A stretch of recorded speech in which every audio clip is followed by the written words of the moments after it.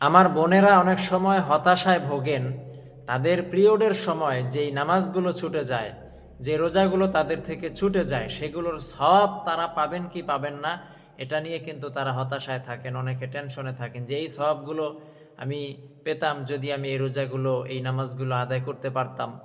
তো এই সমস্ত ব্যক্তি যারা আছেন, যারা সফরে এবং এই অবস্থায় যারা হতাশায় থাকছেন অসুস্থতার কারণে, তাদেরকে নবীজি আশার বাণী শুনিয়েছেন। সুবহানাল্লাহ।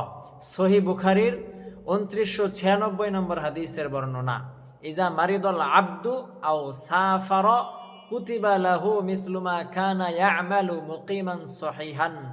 কোনো ব্যক্তি যদি অসুস্থ হয় কিংবা সে কোনো সফরে থাকে, তাহলে সে বাড়িতে এবং সুস্থ থাকা অবস্থায় যেই সে আমলের যেই সওয়াবটা তারা পেত, ওই ব্যক্তিটা অসুস্থ হওয়ার পরে কিংবা সফরে থাকার পরেও ওই সওয়াবটা ওইভাবেই পেতে থাকবে। সুবহানাল্লাহ। সুতরাং হতাশার কিচ্ছু নেই।